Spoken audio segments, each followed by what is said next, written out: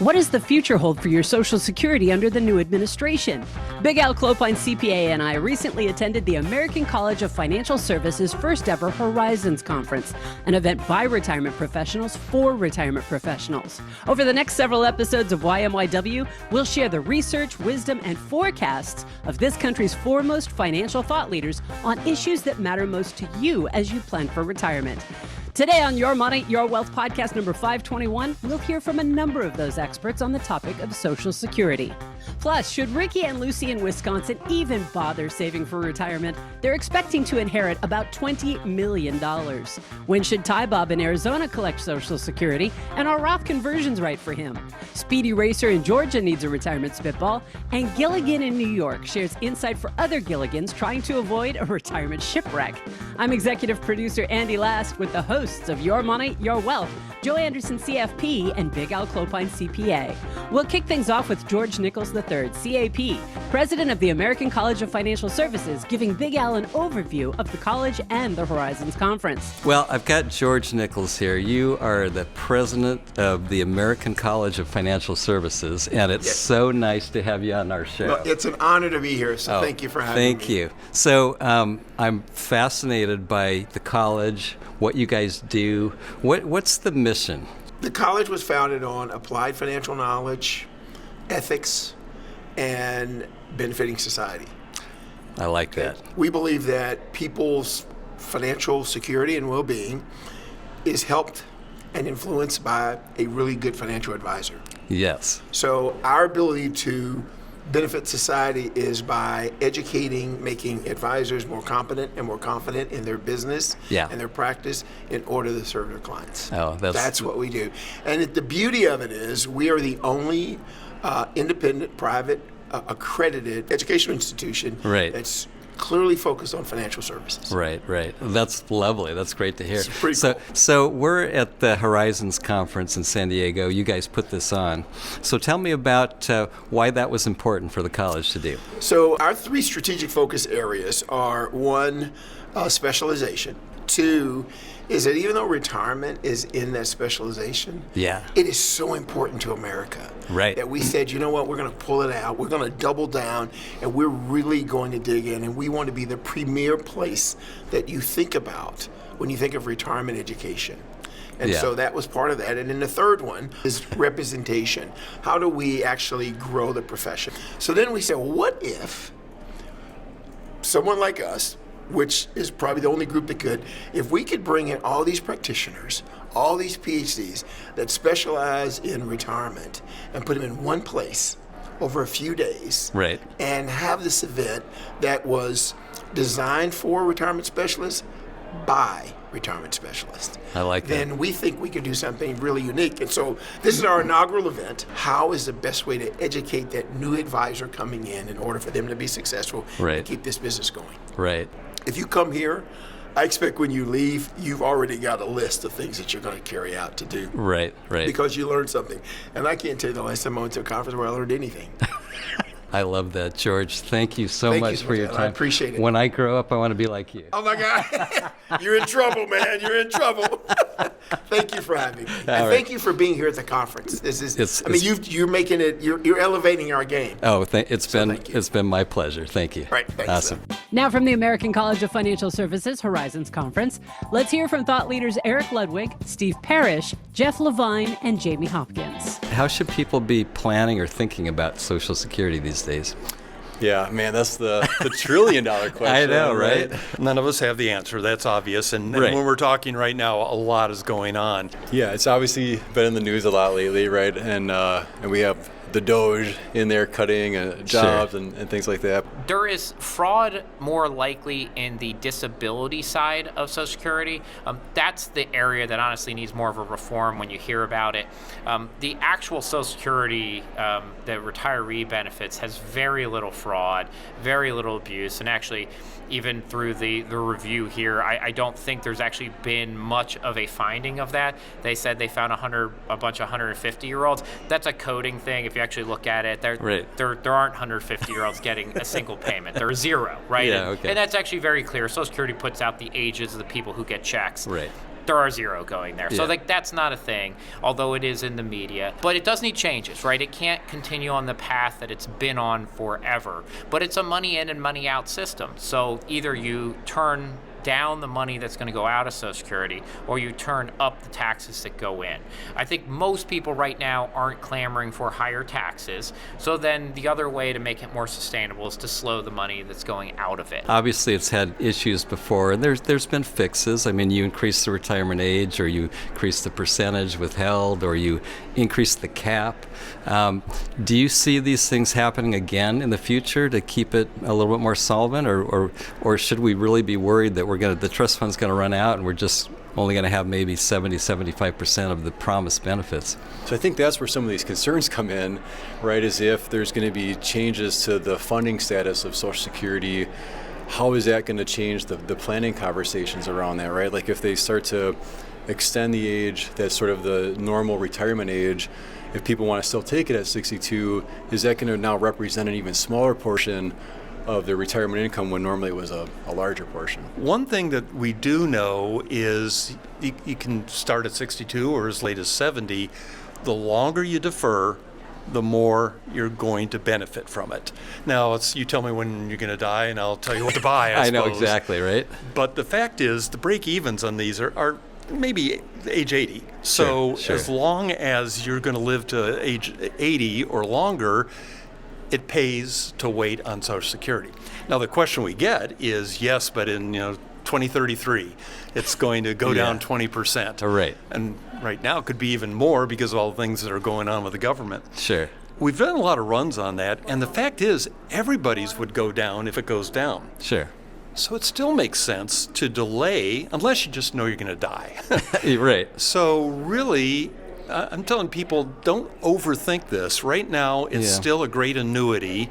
It's still your base plan. And so, sure, maybe you're going to get a haircut and on benefits. Right. But don't suddenly say, well, I want my money now because I can't trust the government. I don't buy that, because I think the American voices will say, no, we got to fix this. The things that aren't changing are that when you think about the percentage of retirement income that comes from Social Security, that's relatively stable, right? So we know that your more affluent client, Social Security is going to be a smaller percentage, whereas if you're sort of lower on the wealth scale, Social Security can be up to 40% of your total retirement income. 2/3 of Americans in retirement, it's more than half of their retirement income. For 1/3 of Americans, it is their only source of retirement income, right? 1/3 of Americans end up saving less than $10,000 for retirement when they get there.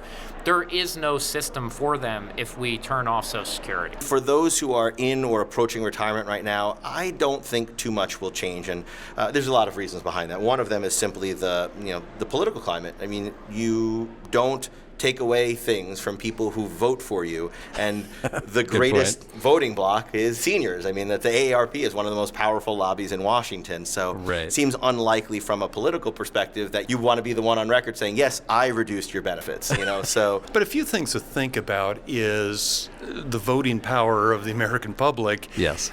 I still am comfortable, even confident, that we'll have some kind of Social Security system because it's such an important safety net. What will actually take place, we won't know, right? And I think the thing that kind of worries me a little bit is that those in office may not even know. This is one, I have a completely different view than the mass audience, and I've been hammering this one for a long time. I actually wrote an article about this too.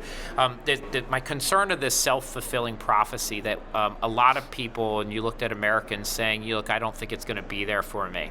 And what I was concerned about this is, this goes back almost 15 years. I said, eventually when people say that enough, it's going to lead us to this ability to actually cut back on Social Security. Everybody can disagree with me on this, but if you actually look at the numbers, Social Security is the single most efficient financial instrument that's ever been built in the history of the world. There's conversations about fraud and all those things.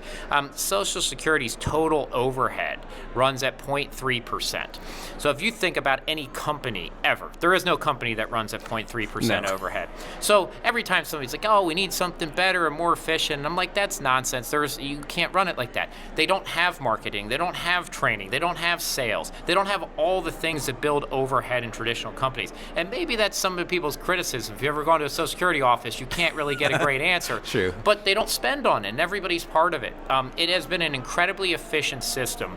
And if you look at our senior population in the United States, right, it has kept them out of poverty at a higher rate than the average of the United States. It's been very, very good for that. Now, for younger individuals, I think there likely are going to be changes. I mean, we have to have changes, whether it's delaying the age at which Social Security may begin or increasing the Social Security taxes, some combination of all of those things. Now, does it need changes and some adjustments? Yeah, because it is running out of money in the sense of we had a big baby boomer population come in. People live longer than we were expecting. Right. And so that's put stress on the calculation. But it's money in and it's money out. Congress historically has given people a pretty good runway for when they made changes. And they're pretty good about estimating the changes and how well they will do. For instance, right now, a lot of people probably are familiar with the fact that if you have fairly modest income, none of your Social Security is taxable. Right. If you have some more income, up to 50% of your Social Security is taxable. In some cases, for higher earners in retirement, up to 85% is taxable. Those changes, along with the fact that right now there's a transition period where full retirement age is going from 66 to 67, those changes all were made in the year I was born. 1983. So it has literally been 40 plus years since those changes were enacted. Yeah. And at the time, well, first off, the full retirement age thing, 66 to 70, is only starting to impact people now. Right. Like they gave people 40 years to plan. And when they made those changes, they said, we think Social Security, by doing this, will remain solvent for another 50 years. That was their projection. Right. Well, right now, Social Security is projected to run out of money in about 2031, 2033, depending upon what study you believe. Yeah. That's 50 years. Like, they were really good. When they you were look right. at large numbers of people, you can make pretty accurate projections. So I think there'll be some tough decisions in Washington as to where to draw those lines and who to make changes for and who not to.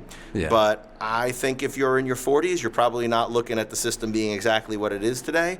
But if you're in your, mid to late 60s, I think you can count on whatever you're getting today or projected to get today to be there for you. Yeah, I feel like that's one thing that can be fixed and solved, and maybe tough decisions, and I feel like politicians don't want to make those decisions because they're unpopular, but we have in the past, and it seems like we will moving forward. We'll get there. Unfortunately, the further we get towards 2033, the more drastic those changes need to be. Good point. And so, there may have to be larger changes than necessary because our politicians may not have the courage to act sooner rather than later.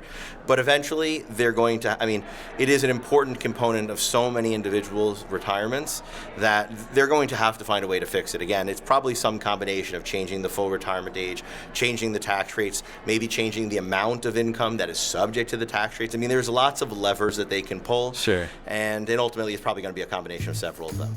Thanks to the American College of Financial Services for making it possible for us to bring insights from all of these thought leaders right to you, our YMYW audience. Check the links in the episode description to read about them and their long and impressive list of financial designations and certifications. Over the next several weeks, I'll be posting full interviews with them and several others exclusively on our YouTube channel, so subscribe and turn on notifications. This week on Your Money, Your Wealth TV, also on our YouTube channel, Joe and Big Al help you figure out if you're on track for retirement or going off the rails. Chances are you've got some money put away and you've got some ideas of what you want to do with your time once you say goodbye to your day job. But do you know if you're really ready to retire? How much is truly enough? Joe and Big Al put retirement numbers and strategies to the test with a pre-retirement review. Click or tap the links in the episode description to watch Are You Ready to Retire? And to download the Retirement Readiness Guide for free. All right, let's get to it. Yay. Hello, everyone. At Your Money, Your Wealth. My name is Lucy. I live in northern Wisconsin with my husband, Ricky. We're middle-aged with children. My drink of choice is a brandy old-fashioned sour. I drive a 2024 F-150. I need your help spitballing a hypothetical future scenario. My husband, Ricky's parents are quite wealthy due to success in selling a large business. His parents are relatively secretive on how much money they have or how they plan to pass it to him and his 4 siblings when they do pass. Other than that, the children will receive the estate. An estimate I think the total estate will be worth over $100 million. I believe that the children receive all of this, divided equally, of course. My concern is that we are going to spend our prime earning years saving money, spending money, and worrying about how to maximize our current and future financial situation without knowing what that inheritance will look like or how it will be structured. Of course, we can maximize our Roth contributions and take advantage of our company match at our employers, but I wonder beyond that if we should even save for retirement, instead pay off any debt and live comfortably until we receive that inheritance. Do you have any idea what their advisor would be telling them to do with their money? What type of investment tools and strategies would someone like this be using to pass their wealth on to their children? Do you have any other thoughts on what we should be preparing now for that inheritance? Thank you, Lucy. Lucy's got designs on Ricky's inheritance there. Yeah, I wouldn't bet a dime on that inheritance. You're going to spend it, and they're probably going to give it to charity. I A lot of it's going to go to estate tax. I got to concur with you. I mean, you don't plan your own retirement based upon an inheritance that you know nothing about. So, yeah, what if they give it all to charity? Just like Joe said, it could happen. They haven't told you about it. I mean, you don't know it's going to be divided equally. You don't. It sounds like you don't know any of these things. And plus, I would say this: pretend like it's not there. If it comes in, great. But pretend like it's not there. Live your life. You'll feel more satisfied and more fulfilled just by doing this yourself, right? So pretend it's not there. If it comes in, great. Then send us another question and we'll help you out with what to do with all that, with that big lump sum. But yeah, when you look at an estate that large, there's a lot of different things that you need to do to avoid large estate or death taxes. Yeah. And with the appropriate planning, it gets super complex. Right. And it's not like, all right, well, here, there's 4 siblings. He's got $100 million. So cut me a check for 20. Right? Or there's, check me. It's going to be significantly less than that. A lot of it probably goes into different foundations. Yeah, probably goes into limited partnerships. It probably goes into all sorts of more complex type of strategies and structures, because you have to give up a lot of control to try to mitigate any type of estate tax. Right, and estate tax is high, 40%, right? So it's going to be a lot. Or you buy life insurance to pay the estate tax, or you set up. But in an estate of $100 million, you're not going to buy that big of a life insurance contract. It'd be difficult, right? So you probably do a lot of other things, like a family limited partnership, like you said. Maybe you do some outright gifts, a QPERT, a charitable lead trust, a charitable remainder trust.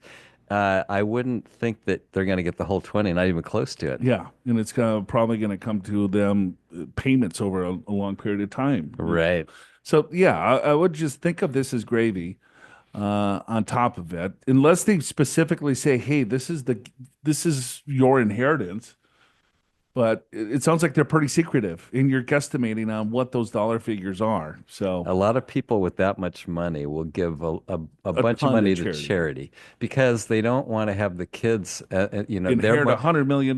Because look at Lucy's already like, hey, I'm going to stop saving. I know. I guess I could put money into a Roth. I don't really want to. I don't want to. We want to live it up, right? Come on. And that's why parents are secretive. They want you to continue your life and be motivated and fulfilled on your own. So I'm not surprised. Hopefully this happens, right? And maybe it will, probably will. I don't know, but I wouldn't count on it for your own planning. All right, we got hello to Andy, Joe, and Al. Tybob here, and my drink of choice is a hazy IPA or a dark lager from a craft brewery. Those are 2 of the worst beers that I think I have in my fridge today. No, I like hazy, so I'll take that. All right. Your show was recommended to me by a friend last year. Love the show and have recently referred my brother, who is now addicted in listening to back episodes of your programs. I'm single, live in Arizona, the bedroom community for California defectors. State income tax here is about 2.5%. Spending exclusively of income tax is currently $6,000 a month, and this includes $1,500 allocated to travel. I recently retired. I'm 67 and looking for a little spitball analysis on the timing for when to draw Social Security and when other Roth conversions should be considered in my retirement plans. Can you also give me your thoughts on Medicare supplement plans versus Advantage plans? Got a brokerage account of $4 million. Wow. Couldn't you lead with that, Tybob? Got cash about 100,000, inherited IRA of 200,000, traditional IRA 1.2 million, HSA 160, Roth IRAs 160. Thanks for making a boring topic entertaining. Boom. Tybob. You know why he didn't lead with that? Because you would have made fun of him. You know, when you say you're just trying to brag here. Yeah. But he's looking for Medicare Advantage plans? And he's got like $8 million? Dude, get the Cadillac. Okay, check that one off the box. Yeah. You need to do conversions. Yes, you need conversions. You got $1.2 million. You probably are spitting out a bunch of income from your brokerage account. Your RMDs, what is he, 67? So he's got another 8 years. So that's going to be $2.5 million, roughly. Yep. Yeah, actually, he's got till 73, but still. So... yeah, I've got 6 years. He's got 80,000. He's single. It's going to be 80,000 plus his Social Security. I would push out Social Security at least until age 70. I would do Roth conversions to age till 73 for sure. Yep. And you still probably want to do some conversions depending on how much that you can get those RMDs down. I think so. I think you do the conversions right now. You live off the non-qual. And, you know, as far as Social Security, probably 70. It doesn't say whether he's single or married or whether he has kids. He's single. Okay. All right.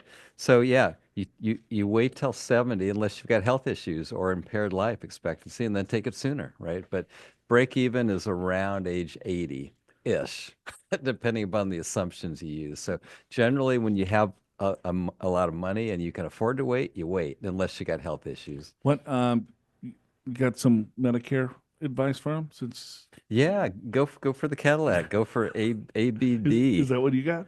I'm not even on it yet. I'm too young. Anyway, yeah, the AB&D is like a PPO, if you will, and C is like an HMO. You just have more chances, more opportunities to go to who you want to with A, B, and D. Yeah, well, congratulations, Tybo. Hell of a job. Yeah, I had some boys from Arizona in over the weekend. You did? Yeah, a little golf tourney. It was a good time. Got it. Yeah, cool. It was High Slope, High Scores with High Slope. Oh, remember I know him? Yeah. Yeah, he did a little bit on the old radio show. He sure did. Yeah, he did what? College basketball. Or college football. Football, yeah, that's right. Football. High Scores with High Slope. Check the archives out in that one. Yeah, right. That was a while ago. I wasn't here for that, so I'm not even sure those archives still exist. That was way before you. That's when we did it live in the studios. Yep. Mm-hmm. God, can you believe we've been doing this 20 years? It's hard to believe, but that's about right. Okay. I'm just Time flies when you're having fun.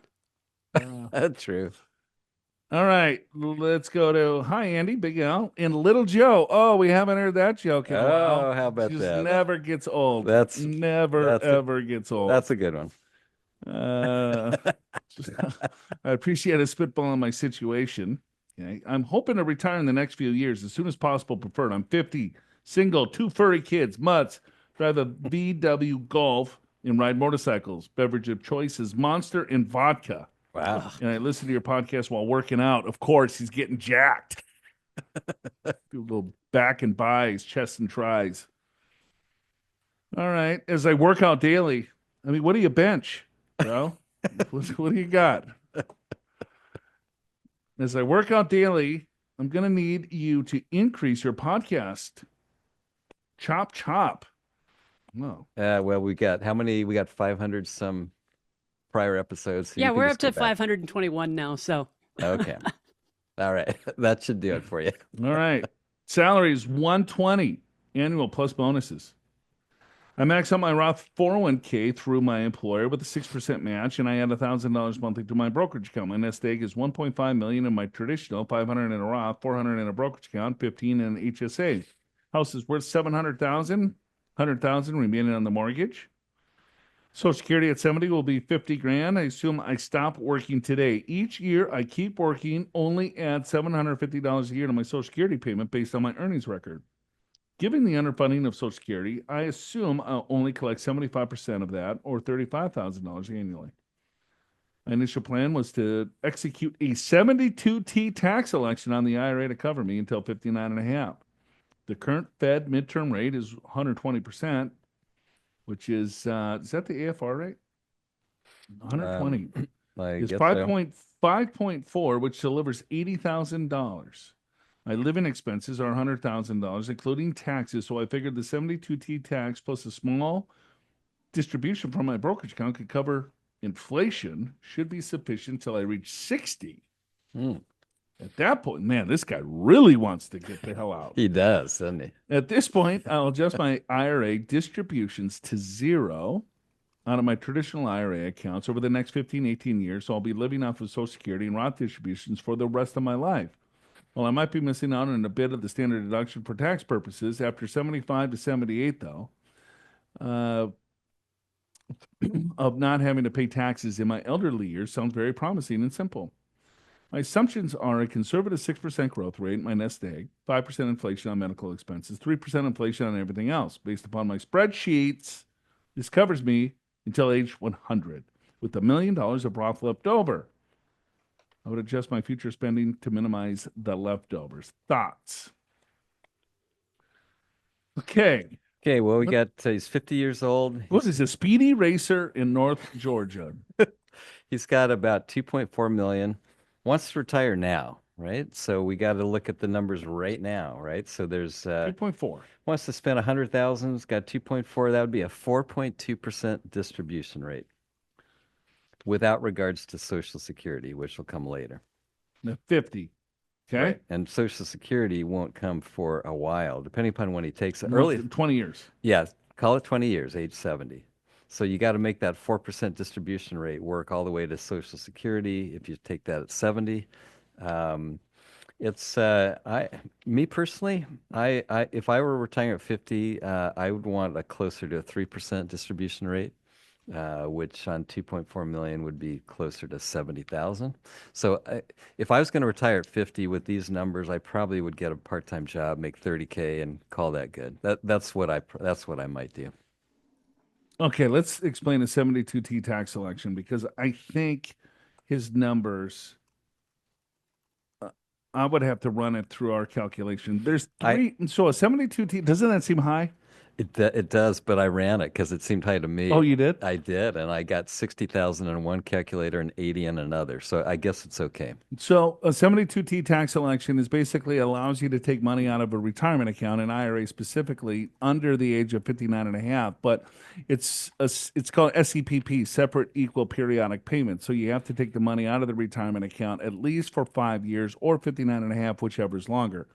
And there's a calculation that you have to run through an AFR rate, applicable federal rate, and you put it through. There's three different choices. There's the RMD, there's the amortization, and another one, annuitization. Maybe I don't know. Don't quote me on this. Don't record me. Too late. But so you run those three through, and then it's like, all right, well, he did that. It sounds like Speedy Racer did. I don't know if that's a male or female, but it was like, all right. Well, I get $80,000 a year from that, and I can take the money out of my retirement account without having to pay a 10% penalty. I still have to pay the taxes on the dollars, but I can avoid that 10% penalty.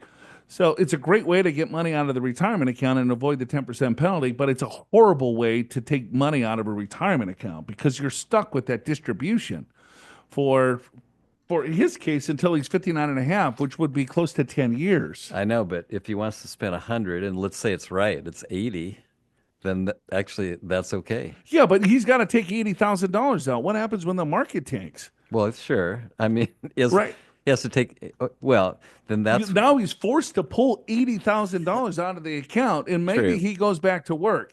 Like, all right, now he's 55 years old and he's like, I'm bored. I've already done anything. I traveled, and someone offers him, hey, you know what? We have this project for you. Then he goes back to work and he's making $150,000 or 200 grand. He has to continue to pull the $80,000 out. Yeah. I mean, there's no flexibility there. So it's a terrible way to take the money out, I think.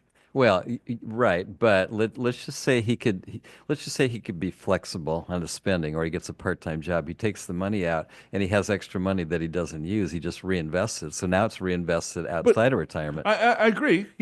But he's stuck paying the tax. I agreed with that. I'd much rather defer the tax and pay the tax, or if I'm going to pay the tax, I'd rather convert it. Yeah, and grow tax-free. Yeah, but I would not do a 72T tax election for 10 years. That just seems way too long. Too restrictive, right? Yeah, that's a good point. I think my point, I guess I went to step 2, which is I'm not sure the numbers even work. I think he's taken too much out of his portfolio before he hits Social Security.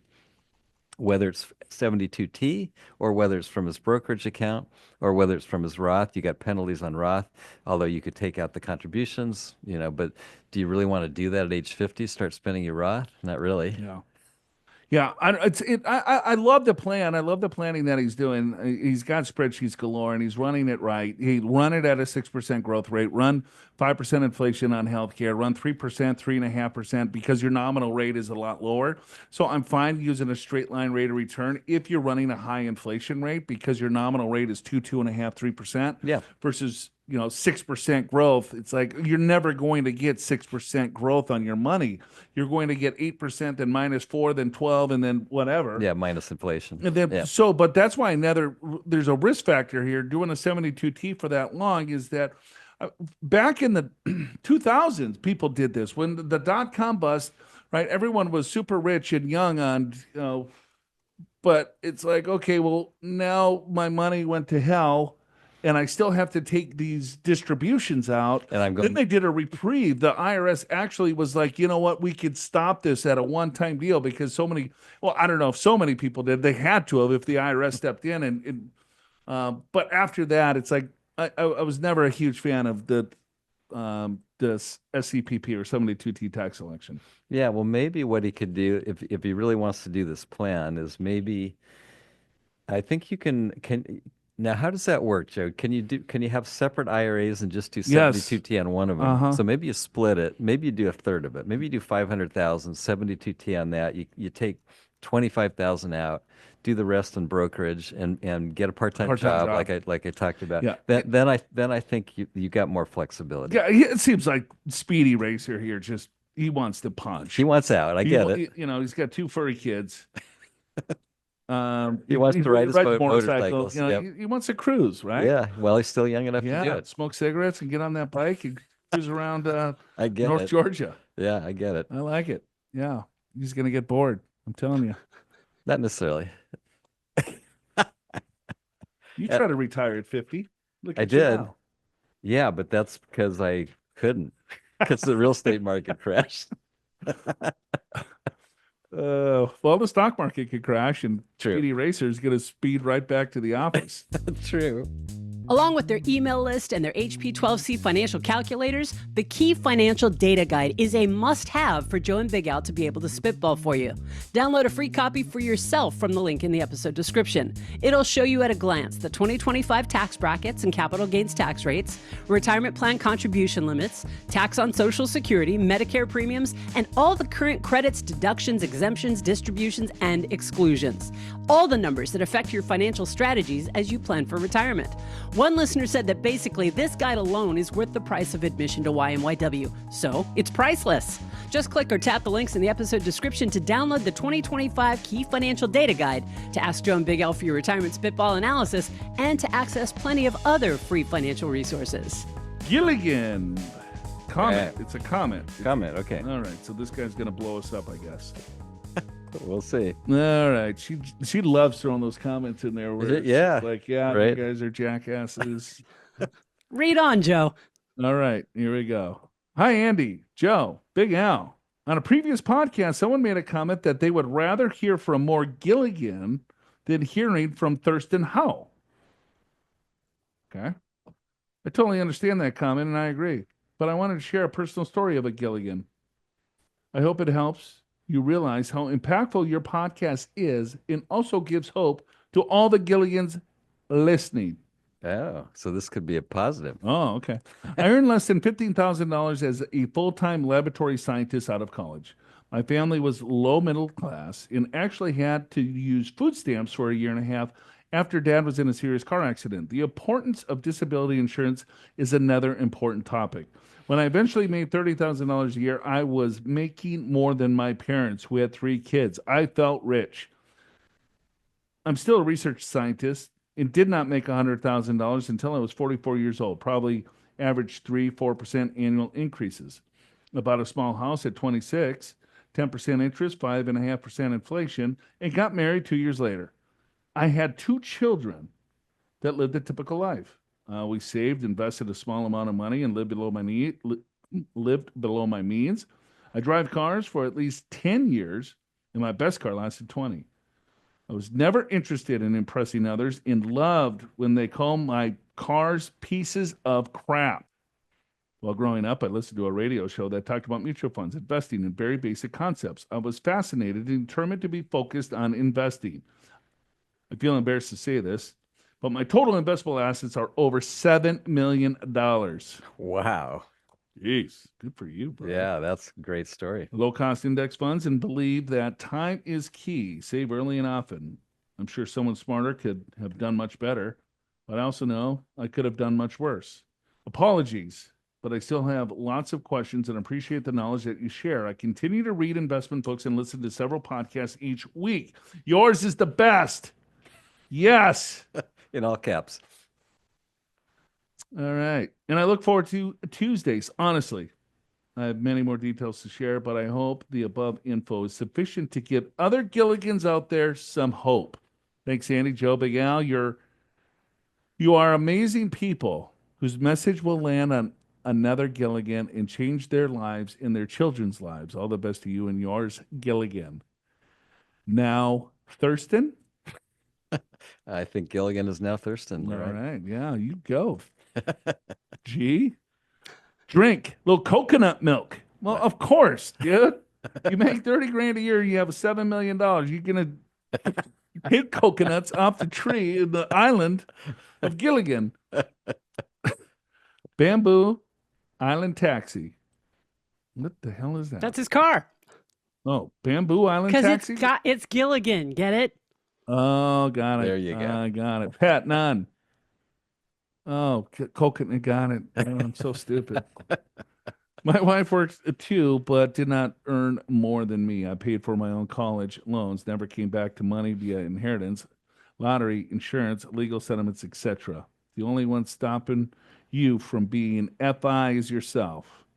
A higher salary will not help. You'll just spend more. Pay yourself first. Placing it in investments because you are worth it. Very good. Nice final words there from Gilligan. I love it. Thanks, Gilligan. Yeah, I think that's the hardest thing to do because you're right. The more people make, the more they spend. Yeah. I mean, how many people have we seen that have very high salaries and have very little saved? I still will never forget the guy that he was an attorney, partner in a law firm. Mm-hmm. Probably $1 million salary plus. And he's been making that for years. Yes. The wife and him came in and they had nothing. And he was in his 60s. Right. And then she's like, well, what do you think we could cut? Maybe you could cut the Pandora without commercials. And I was like, what are you talking about? That's like $4 a month. You need to cut $400,000 a month. And they all say the same thing. Oh, we don't Joe, spend lavish. we're not lavish spenders. No. Yeah, we definitely spend with it's only $600,000 a year. It's like, well, how much do you think you spend a month? Oh, I don't know, at least $3,000.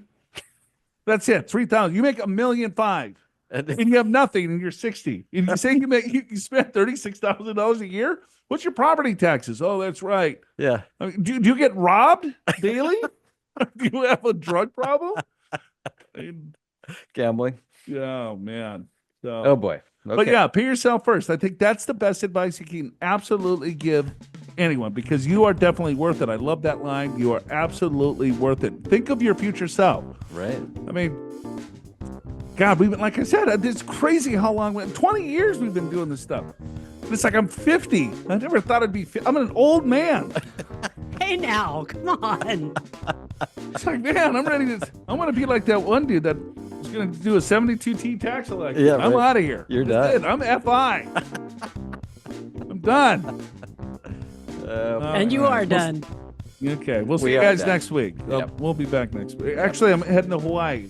That's Good- where good. the island of Al. You know, that's good for you. You go to Maui, play a little golf. I am, a little Kapalua. I like that. I was just there in January volunteering, as you know. I know. Yeah. All right, well, I'll fill you in.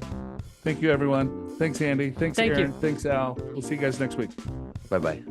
Many of you want to know how much you can afford to spend in retirement, but what is your retirement income style?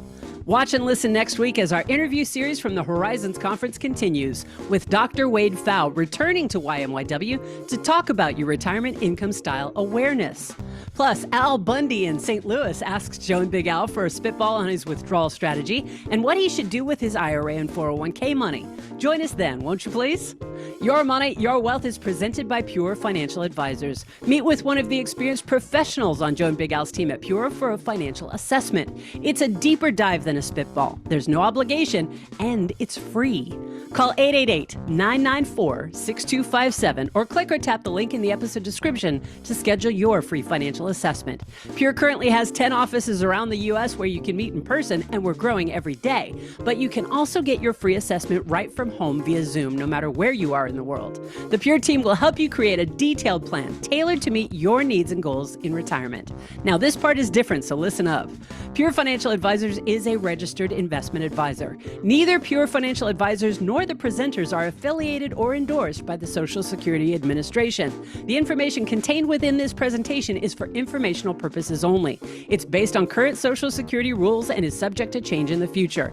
Individuals are advised not to rely on any information contained in the podcast in the process of making a full and informed investment, legal, or tax decision.